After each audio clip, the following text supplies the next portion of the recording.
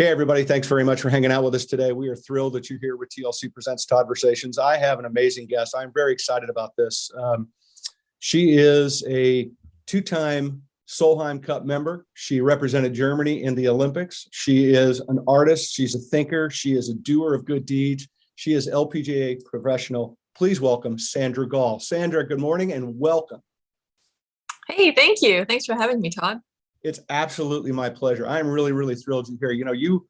You are a part of a series of conversations I'm having and really focusing on what I think is an undervalued marketplace, which is the LPGA when it comes to your guys, what you all do, building brands and helping people. I think you're very underrepresented in the brand building business. And I think it's a tragedy because you guys are professional athletes. You're living the life. You workout fiends. You're inspiring women around the globe. You are helping. You're all charity based, and I just love it. So I'm trying in my own special, quirky way to kind of throw you guys out in the ethos of my world and the food world and say, hey, these girls are here. You should all be paying attention to them because they're good for your brands. So welcome and thank you for hanging with me. Oh, thanks for the enthusiasm. I love it. Yeah, for sure. No, for sure. I think it's really, really important that we keep uplifting people. And I think the more we can uplift women, especially in sports, I'm all about it. But, I was very fortunate. My daughter played sports, played for a year in college. My son played football in college. And I know what sports can do for people and how important it is. And when I look at you guys from a professional level, what you give back, I don't know why, brands are all over you guys. I just don't understand how you're not blowing up the internet with everything that's out there. So my personal quest is to try to make that happen. So, I asked you to come on with us today because not only talk a little bit about golf, but really because, for lack of a better word, you're a foodie. You're somebody that's really inspirational. You're somebody that's a deep thinker. You're somebody that is inspired by life. You've had some really cool experiences. Like I said, you're an artist, you're a thinker, and again, doer of good deeds. So I really wanted to touch on that a little bit and talk about your personal journey from a health perspective and what you believe in, and from a spirituality perspective, and just kind of where your head's at. Because I think it's really important that we look at. Sometimes we look at athletes at the physicality and what they can do and how far they can hit the ball or what kind of mountain they can climb. But there's so much more that goes to that forward-facing appearance that people don't recognize, and that's really what I wanted to touch on today. So. Without further ado, and I'm going to throw some questions at you like I normally do. And if you don't want to answer them, you can tell me to shut the hell up. I don't care. I'm fine with it. So when you started, and it's surprising me. So some athletes start very early, 2, 3, 4, 5 years old, and they just keep going. You were kind of a late bloomer when it came to playing the game of golf. When you really started taking it, I think seriously would be the better word. You're about 14 years old. And when I think about that, to me, it kind of makes me think like my hunch is that you probably were able to find and appreciate passion at that point for the game. Being at that young teenage years, it kind of got a little more resonant with you.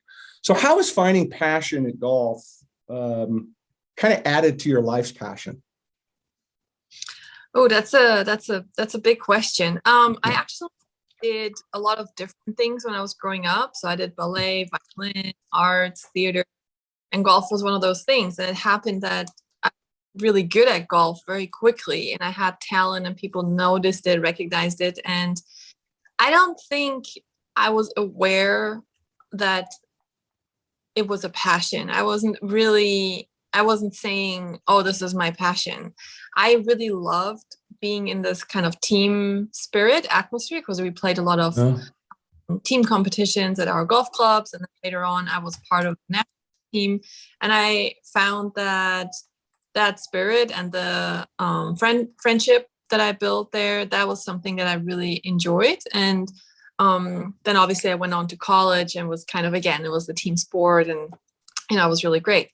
And so my life's passion, I think it really goes hand in hand with golf because I found my life passion later on as I was already a pro. And for me, that's growth, like personal growth. And more like in the sense of a spiritual growth, like who am I, why am I here? What's my purpose? And how can I kind of get rid some of the programming and some of the extra layers that we have that we don't need, and come back to who we truly are.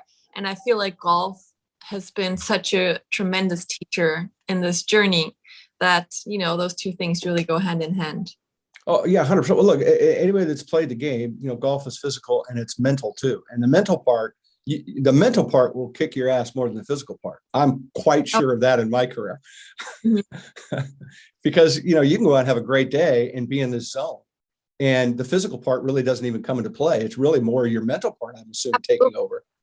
Yeah, I would think so. So I want to talk about your journey a little bit. And I know personal health is a big part of that, and spiritual health is a big part of that. Can you share, why this journey has become so important to you?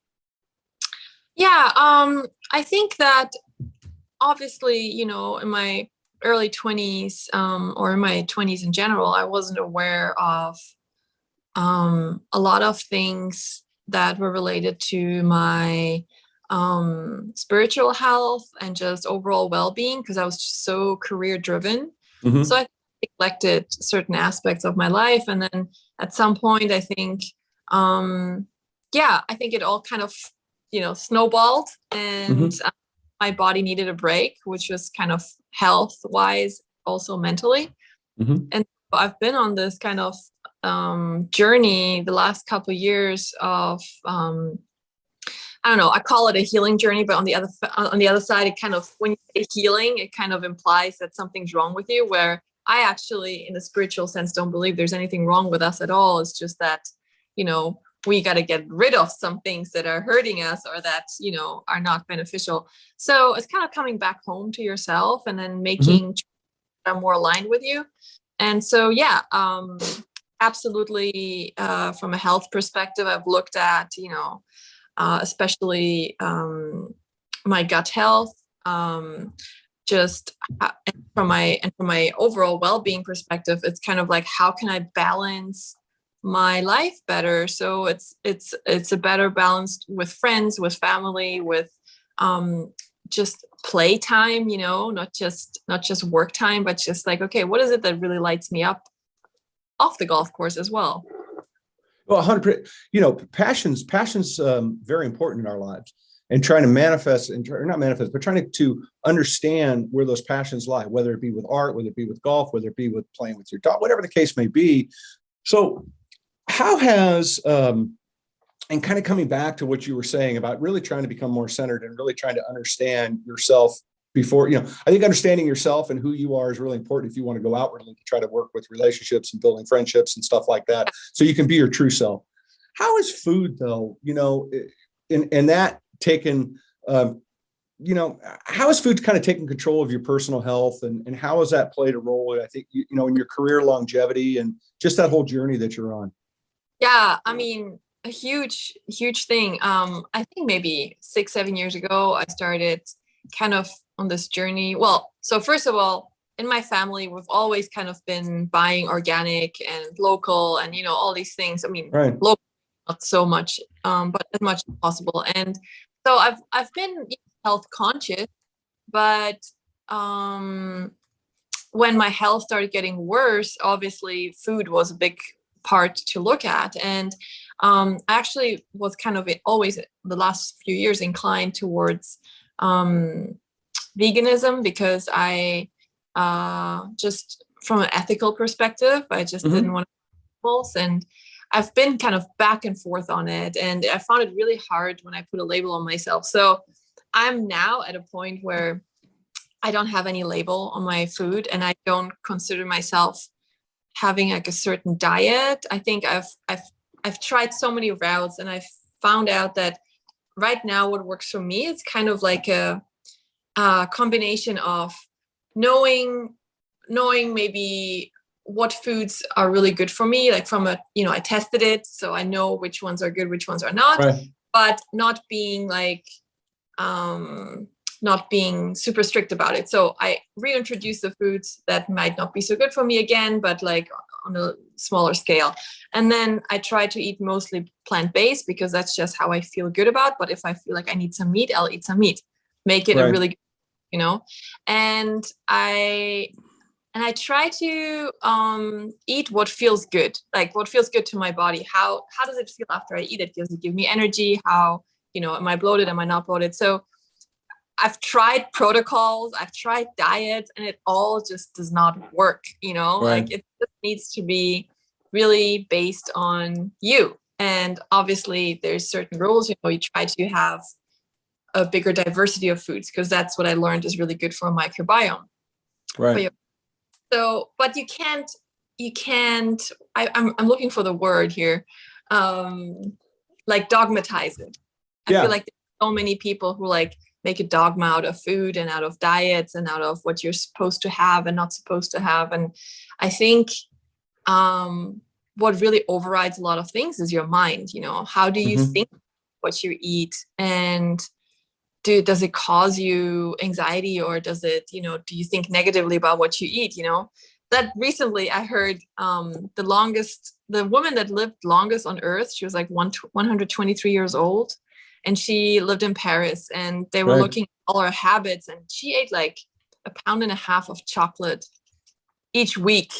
And she was a chain smoker, but the one thing she didn't do was worry. I was like, well, no, she just didn't worry. So I'm not a proponent of smoking or sugar in general, but I'm just saying, I think we need to take out some of the dogma.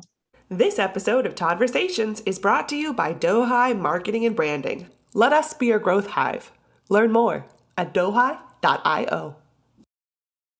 Well, I agree with you. And it's almost like sometimes you get into these food programs, even workout programs, and it becomes this club. Like if you don't go all in with whatever they're telling you, you're going to fail at this. And that's not how the human body works, because we're all different, right? We all have our quirks and quirks. Some people like spicy food. Some people don't like spicy food. That's just because we're human.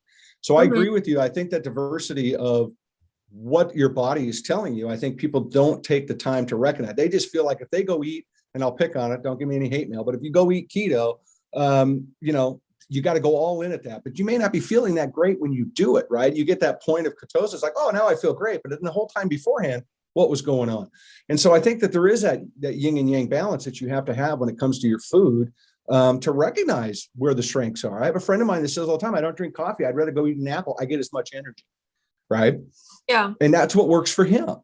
So, yeah. But so I agree with you. So I don't think any strict rules like that. But on the other hand, like if someone, has like the standard American diet, you're not going to go very far with that either, even if you do mind over matter, I think. So like what makes me feel vibrant is like vibrant foods, a lot of colors, organic, they're fresh. Like it makes me happy when I look at the plate. It makes me happy when I eat it, and I feel good. But I try to not be like, oh, I have to eat this and this and this that X many times in a week. No. Yeah, exactly. And I think that that's super, super important, but it also keeps you engaged with your food.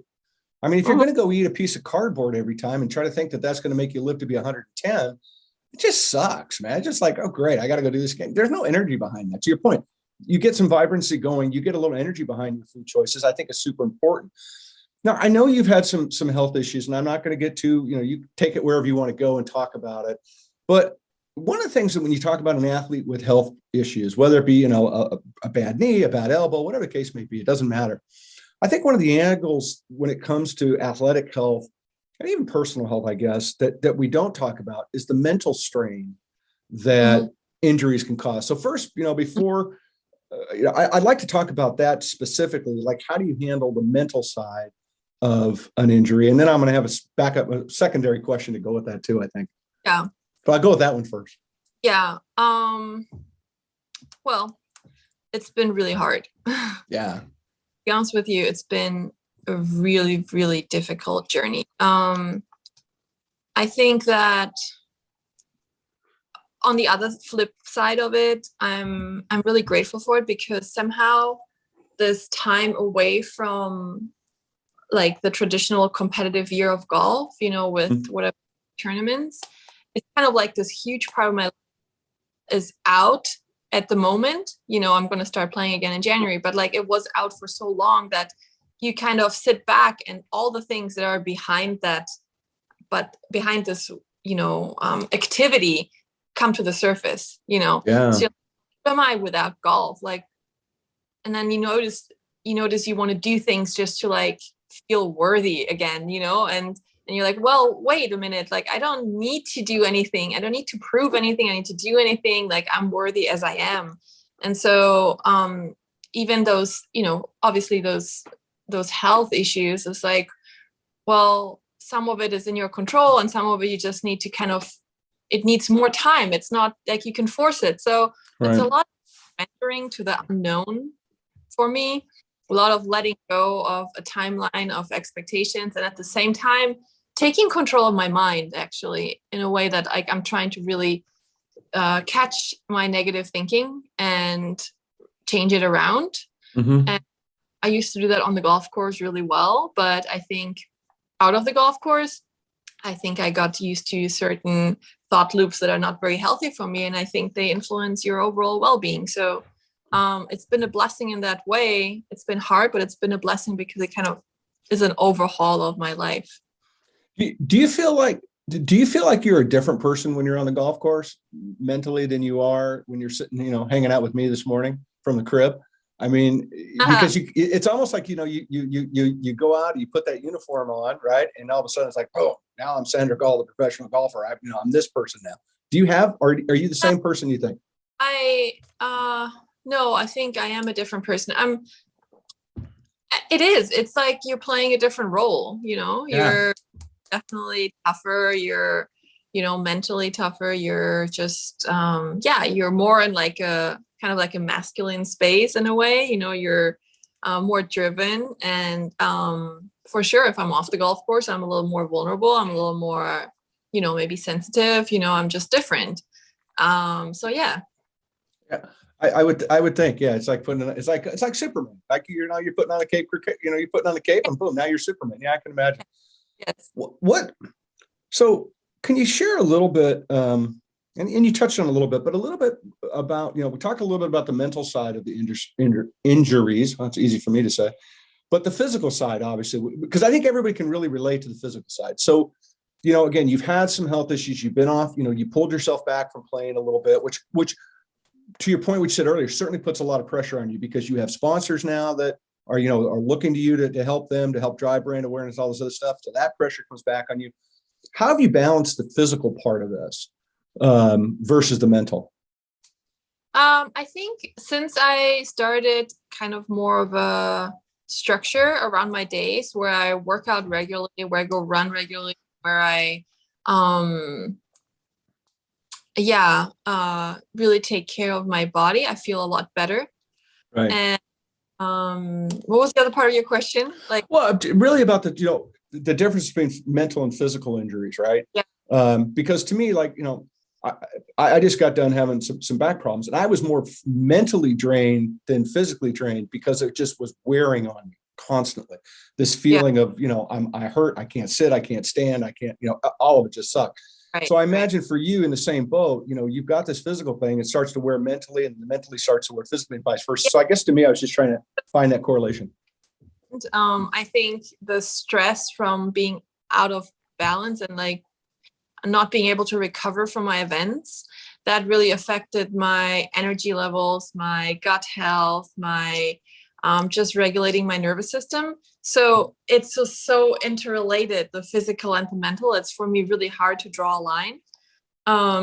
But I think the stronger I get physically, though, the better I feel mentally as well. I could really relate to, have you followed Adele's comeback? She was saying She started to get a lot of anxiety and she started working out really hard and it really helped her. So as a byproduct, she lost a lot of weight, right? So I don't think there's one fix of everything. And it's been a journey. Like I did a lot of blood tests. I did a lot of, trying to figure out what is it that's wrong with me. And it's like, you feel like you're searching for something and you don't really know what is it that I'm looking for. And, and slowly the puzzle comes together, but it's not like, oh, well, if I take this supplement, then I'm going to be healthy. It's like a lot of different pieces. And part of it is, being physically strong, being mentally strong, eating right, being outside, meeting up with friends, having a dog, having family around. Like it's a lot of different things. Sure, sure. So I'm going to touch on this a little bit and let you run with it. But functional food and medicine is a thing that I really believe in. We've had people on the show. We're going to continue to have people on the show to elevate that.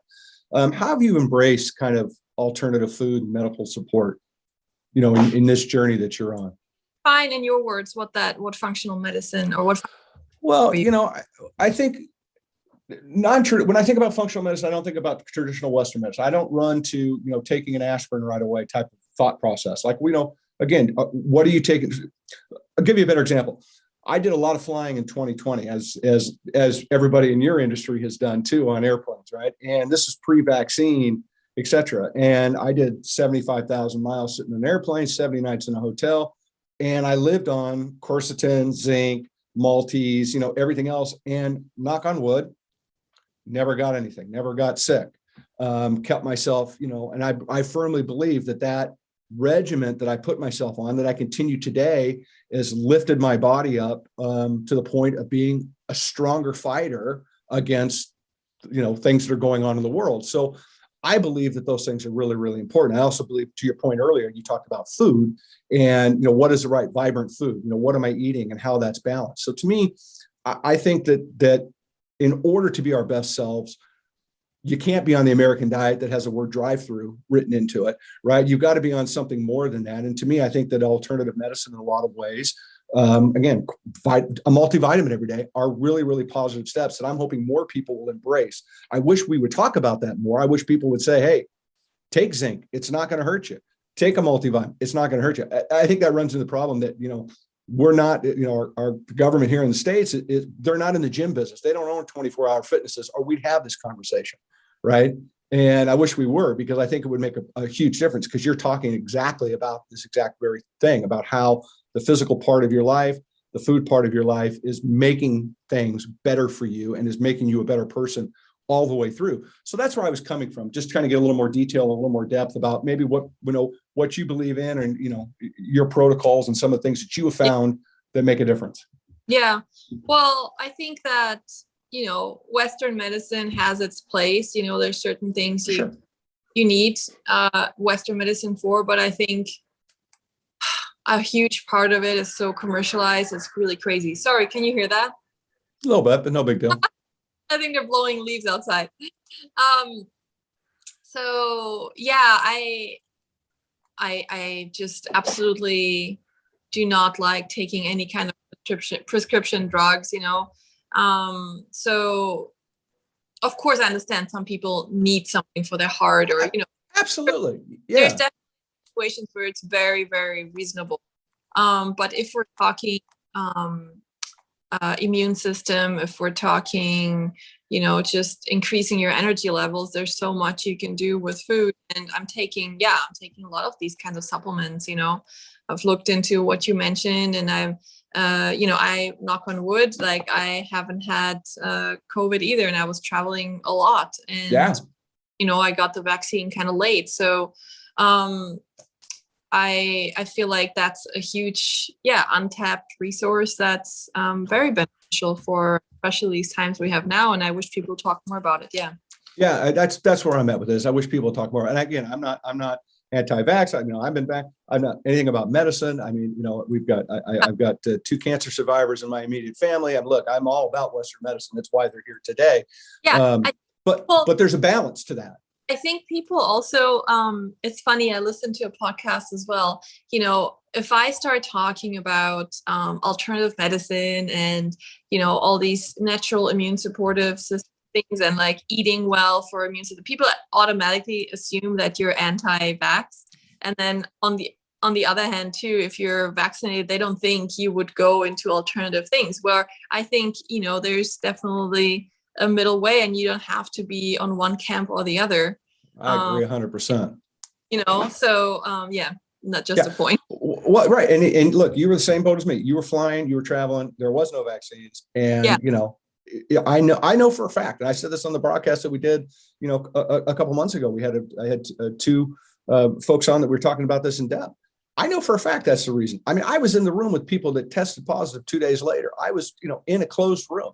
I was in hotels with, and it is what it is. But I do believe that that's a part of the process, which I think is so important. And I hope having you and talking about a little bit in your journey to this point of our conversation, it gets people to realize, like, you know what? Yes, that's a good thing. Exercise is a good thing. To your point, feeling better is a really good thing. So thank you for sharing that. Yeah, I think that maybe some things are just so normal for me that maybe other people who are not so familiar with, using food as medicine. I mean, if I were to tell you daily what I eat and drink, there's always some sort of ginger, there's always garlic, there's a lot of curcuma. Like, there's a lot of foods every day that I just naturally implement. I don't even think about it. And I think they're very, immune boosting, and they just naturally give me energy and make me feel better. And actually, since I started doing it, my whole skin got better, like everything, Yeah. Just more radiant. So it's huge. Yeah. Yeah. Well, thank you. Thank you for sharing that journey with us a little bit. I appreciate it. I want to switch gears a little bit. Something that I find very impressive with athletes, and seeing this with my own two kids. I failed to mention earlier that you're a Florida Gator. You came and you played golf in Florida. But to me, what's more impressive than your record in Florida is the fact that you're an academic All-American. And that's a big deal. That's a big deal to me, because I know the amount of work, seeing with my own two kids, I know the amount of work that goes in to just playing the sport, let alone the school part of it. So how important is education, was education to you and really to your parents when you were growing up? I come from sort of like an academic family, my grandfather being a professor and doctorate and whatever in mathematics and chemistry, and both my parents have doctorate degrees. I don't. But I think university degrees and having good grades was always kind of normal. So I think that was important. To be honest, like, I think I developed more into kind of a free spirit. So I still have a big appreciation for having good grades. But at the same time, I feel like there's a lot of things that do not get taught in schools that I struggled with the last 2 years. And it has nothing to do with the degree or with any kind of label or, academic All-American or whatever, like, you can have all these accolades, but then still fail miserably at life. Yeah, you could be the smartest person on the planet and be dumb as a box of rocks. So I think I'm proud of it, but at the same time, I think there's some subjects that I feel like need to be taught in schools that are not taught. Yeah, well, that's for sure. And that's its own episode. Yeah. In today's world. Let me switch gears and talk a little bit about golf for a bit, because one of the areas that it fascinates me to some of the work that you guys do. And how has the business of golf changed? I mean, you've been on the tour now for what, 12 years, something like that? 13? It's been a while. Something like that. Yeah. Yeah. So how has the business of golf changed, especially for the women? Because this year you guys are playing for more money than ever. You're getting on TV more. It's which is great, and I'm glad for it. I hope it continues. Because your game is so much fun to watch. So how has the business changed, do you think? Well, I think it's just gotten, like you said, bigger, more, it's more of a business. It's more global. I don't think at the core that much changed, but I think we're more recognized, in the country and globally, play everywhere in the world. And so I think that's a beautiful thing. I think we're still trying to catch up with the men, and as we're expanding our purses, so are they. So it's really hard to catch up. But at least, if you compare the purses, I think it's growing, and that's great, so. Yeah, I mean, playing professional sports, especially the golf, male or female, that's a tough business. It's a tough way to make a living. Yeah. Because if you don't play for 4 days, you're not making a living. Yeah. That's a whole nother story. Yeah. Well, I know it's a really, really tough world. And I set this up because I want to talk about, you've got some great sponsors that have been around for a while. I mean, Callaway, Trader Joe's, some others that you have. How important are those guys and those relationships to you to continue? Because again, I said in the beginning of this broadcast, how much I feel that the LPGA players are really in some ways undervalued in the marketplace as brand representation goes. So how are those, relationships meaningful to you? Oh, they're so meaningful. I feel like I'm so lucky. I've always been very lucky with sponsors in my career, I feel like. And especially the last 2 years where I played so much less and they still stood behind me and supported me. I feel very blessed. And it's always, each sponsor has a different relationship and you meet them in different ways and you're trying to make it a win-win and you're trying to give something of your value to them, and the other way around. So Right. I feel like to me it's a big deal because I don't want to represent someone that I don't feel aligned with. 100%. Like recently there's been, a whiskey company that asked me if I wanted to sponsor them. And I just said, no, I just can't, I don't really drink. And maybe I could make some money with that, but it's just not my thing. Like I just wouldn't feel good about it. So there's just a lot of, it has to be aligned. And I'm big into that. Well, you are a brand, right? Every player out on the tour is your own personal brand, and you have to manage your own personal brand. You can see people that don't do a good job of managing their brand, that may have trouble with this, trouble with that, whatever the case may be. That's not good. I mean, your livelihood is based upon who you are publicly and what you represent. And to your point, if you have a brand that doesn't align with you, with your lifestyle, how you believe, whatever, it doesn't make any sense to endorse that. So I agree with you. Or maybe someone else can be sponsored, but then it's a great fit. But for me, it just isn't. Yeah. So absolutely. And we always give each other. I think we learn from our sponsors as well, and it's like a give and take. It's really nice.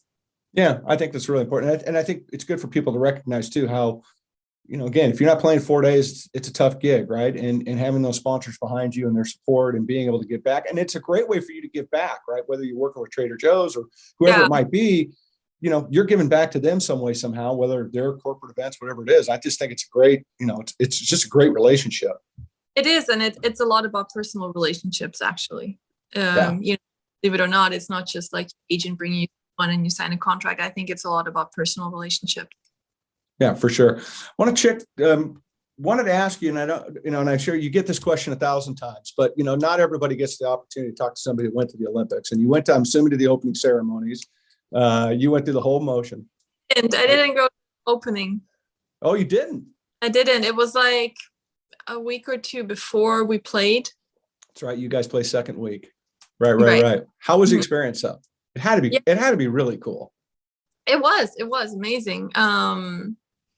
It was like all the feels, all the emotions, and amazing. For example, for my home country, Germany, it's the first time really we were on national TV, which was great. And, just kind of meeting all the other athletes as well. It was kind of humbling, to be honest, because there was some, in the German house, there was, for example, this rowers who just won the gold medal, and, they're telling me about their life at home, and they're, they have normal jobs, or they go to university and they don't make any money with their sport, yet they're the best in the world, And so we were kind of there first time after whatever 100 years or something, and and we just came from whatever, the British Open, and the next tournament is the Canadian Open, and in between we squeezed in the Olympics. It was like, even though it was like such a prestigious event, it's kind of squeezed into a super busy schedule. Oh yeah. So it was just so different and so beautiful, because I've always watched the Olympics on TV, and it was just, it's so special to watch it and to be there. It was definitely an honor. Oh, I can't honestly imagine. I can imagine how cool that would have to be. I mean, I'm a big, obviously people watch it and you see it, the emotion, the energy, what it is. And it's such a different, you're playing for something incredibly different than you would be on a Sunday afternoon. It just is. I mean, you're playing for your country, you're playing, it's got to be just a whole different vibe. It's got to be very inspiring. Mm-hmm. It is, for sure. I would think. What couple of areas that I think are really cool about what you do, and what I was intrigued with when we started kind of chatting back and forth a little bit, is is your charity work for one, but the other one that I think is really neat is your appreciation, your love for the arts. So how have the arts enriched your life? And I know, I'm assuming it's always been a passion. You talked about being, young, playing the violin. So, I mean, that's probably started with some of that as well, but how have they enriched your life? Yeah, I've been like drawing and painting since I'm like 3. And then I've done, music, arts, theater, actually just started an improv class last week. Oh, cool. And it is so much fun. I'm so excited about it. I think I'm just a very creative person. I love colors and lines and, just seeing beauty in nature and taking photographs and all that. I don't even know if I can be without it. I think it's just a natural expression of who we are if you just get in touch with it. And I think everyone has some sort of artsy vein in them in a way. You just get it it's a way to tap into your right brain, a way to maybe release some things, a way to look at the beauty of the world. I think that's maybe the biggest thing for me. I think the times where I lost touch with it were probably harder times in my life, and Sure. I pick it back up, I feel just more whole. Absolutely. So let me ask you, I mean, I've had the pleasure of playing in some pro-am events, and I played in a couple different LPGA ones. I played the Wegmans a few times. What's more intimidating? First tee, couple thousand people trying to be quiet while you're teeing off, or standing up and doing improv for the very first time? Well, I'll let you know, because we have this first performance in like a few weeks.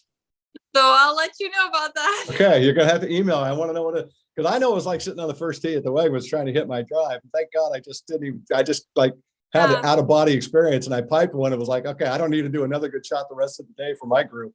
But I can only imagine that it's got to be harder doing the improv. This episode of Todd-versations is brought to you by Dohai Marketing and Branding. Let us be your growth hive. Learn more at dohai.io. So one of the reasons I signed up was because I actually really get quite anxious when I speak in front of people, and I don't mind doing interviews or TV or playing golf. Of course, you're nervous and stuff, but it's different when you have a room full of people and you're trying to speak in front of them. So I said, well, I have to tackle this. So good for you. I love it. Giving back is something I believe in. Mentoring is something I love, something I talk about all the time. And mentoring is a gift of time and talent. I think it's something we can all get behind. And I want to talk specifically about your charity work, because I think it needs to be uplifted. And I want to make sure people understand about the giving back that athletes do and how important it is. So can you share a little bit about your charity work, and kind of a 3-part question? I'll let you just run with it. You can just kind of roll. Why does it matter? Who's it matter to? But, more importantly, I think what I'm interested in is what do you get out of it? Yeah. Good questions. I was really inspired by my fellow players like Morgan Pressel and Brittany Lincecum, and they started charities way before I did, and I played in theirs, and I thought, well, how beautiful is that we have a platform that we can give back and make a difference. And I really didn't know where to start, like who to support. Like there's so many projects in my mind, like where do I start? And I think the passion kind of evolved as I kept growing my charity event. So I have my own foundation by now, and I'm also working closely with Volunteers of America. And now I have the Sandra Gal Children's Center down in Miami. And it's basically within this building where when people are homeless or they're in a crisis, like they make their first contact with Volunteers of America. And in that building, we have this children's center. So, they support the families, like set up a job for them, set up housing for them. And then these kids just have a place to go after school. They get mentoring. They, we have weekly mindfulness yoga classes. We're actually now going to expand. So they have some art classes as well. And now I just also want them to be introduced to golf. So figure out a way for them to go to a golf course and get some classes and lessons, whatever. And I think the whole point of it is just simply that, I was obviously so privileged to be doing all these different things growing up. And imagining growing up in a poor neighborhood and not having the opportunity to explore like what your talents are, and maybe even just rise out of your social situation and and see opportunities in front of you, and maybe get a scholarship, or just have a way out of the life that's kind of the norm there. So I think that's my passion, and that's what I want to do with my foundation. So it's a work in progress, and the vision is forming. And I think what's also beautiful is to support locally, like to support children locally wherever you live, because like even the richest towns in the US, they all have a really poor area, and there's lots of kids that need help. So that's kind of the next. 100%. Look, we have to uplift our communities, right? Yeah. If we're waiting for some magic wand to be waved and all of a sudden it's not going to happen. It's going to take people like you and others. You mentioned, Brittany Lincecum, you mentioned Morgan Press, what they're doing. Other, and vast majority, I think, of the athletes, especially in the golf arena, are all doing something, some way to give back. And I think that it's so important that we work to uplift and to bring people alongside. The only way we're going to make a better community, a better planet, is by helping each other, right? It's such common sense. And I think we've lost the word. I say this all the time. It's like common sense would be a really good lesson, like a class. Like, let's have a class in school called common sense, right? Yeah. It would make such a difference. Tell me a little bit about your Walk with Sandra program that you do, because I think this is so cool, this give back, and I think it's just super important. Can you share a little bit about it? Yeah, it's a really cute program where girls from Girls Golf can walk inside the ropes with me on Thursdays and Fridays. And there's usually like 2 or 3 girls, and they'll walk 18 holes with me inside the ropes and get to ask me questions either during the round or after the round. And I kind of started just thinking, what can I give? Like whenever I get caught up into too much expectations of me, I always kind of go back to the question of what can I give? And then that's kind of out of that question came this idea maybe 6-7 years ago. And that was just a great way. And I never thought it would have such an impact. But then when I talk to these girls, I come back to an event a year later and they come running up to me. And, the parents, my girl walked with you last year and, it's changed her life, or she wants to be a pro golfer, or whatever it is, and it's been really beautiful. And usually we have them apply, and they also do some arts, and they, paint something, draw. It's just so cute. They're really leaders in their little groups of girls golf. I love that. I mean, again, and you're inspiring people, and that's what it takes. We have to inspire young people. We got to keep doing it. We can't let them get off track, because it just creates all these problems that we're fighting today in a lot of ways. You also have a tournament that you put on, and you play out of the concession club. And I shared with you before that I've had a good fortune playing a lot of golf in the state of Florida in my business career. And by far, my opinion at this point, concessions, I think, the best course in Florida, at least in my, I love that place. That's a fun track. So tell a little bit about the charity challenge at Concession.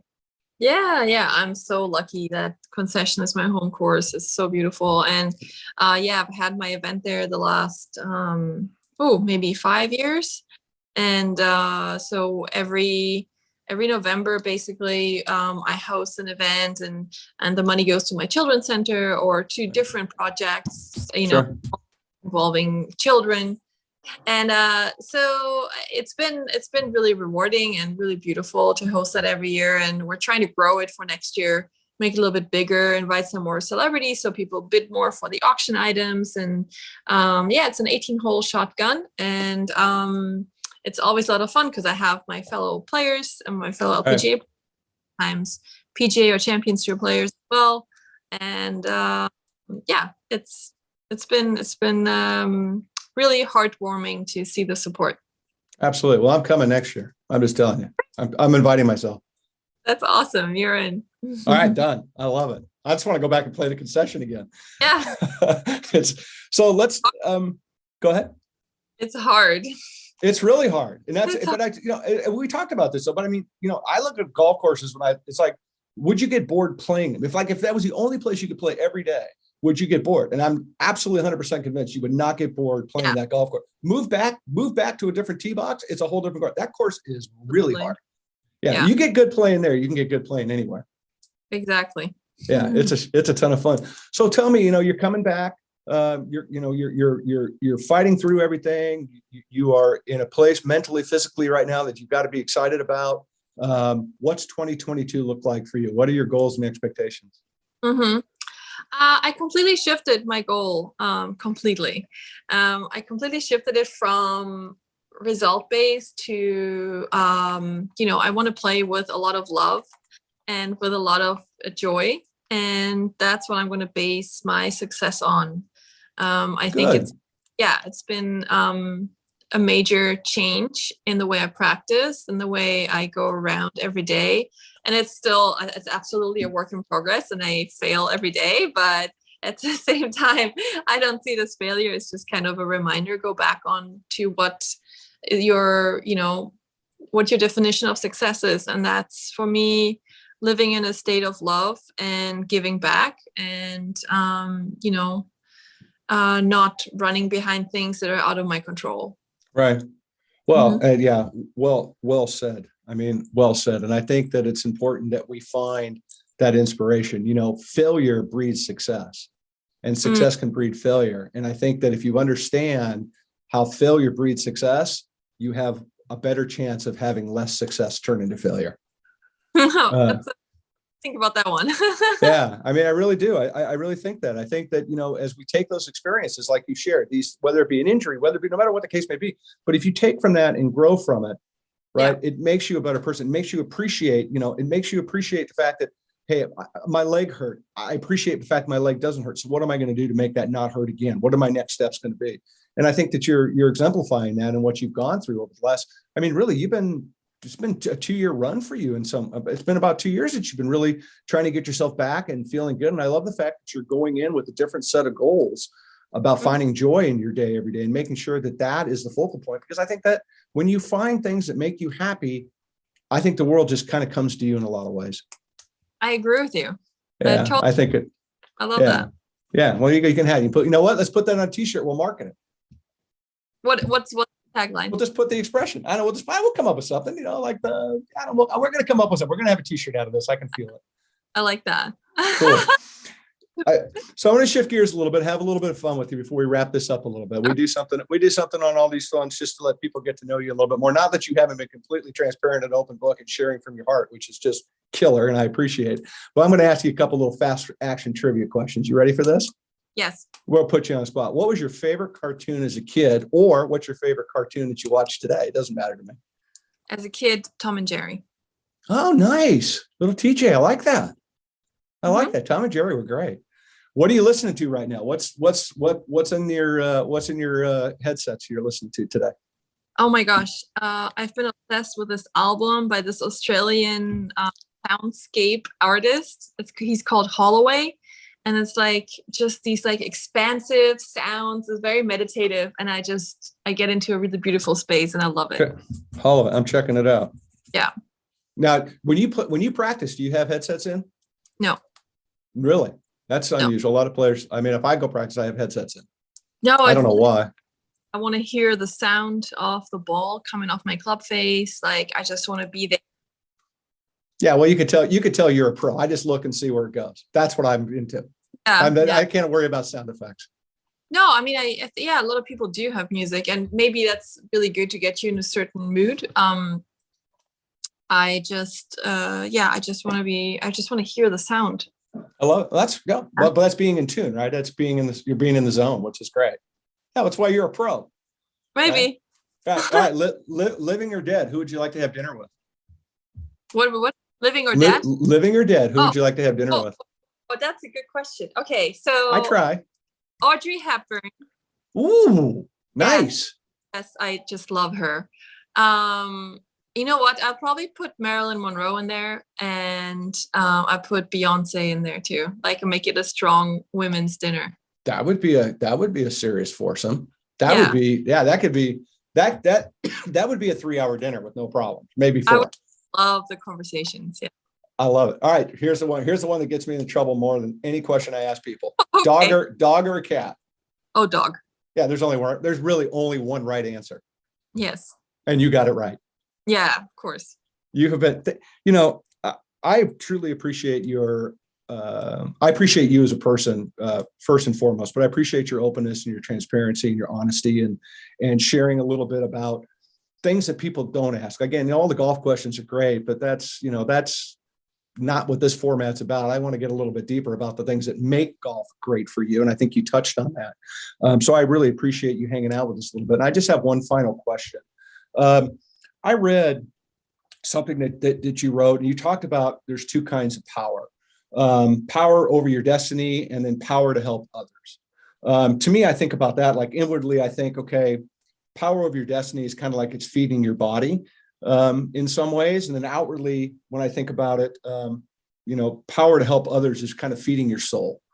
So my question to you, I guess my final question to you is that if you were just granted one of those, just granted a superpower to share with the world, what would it be?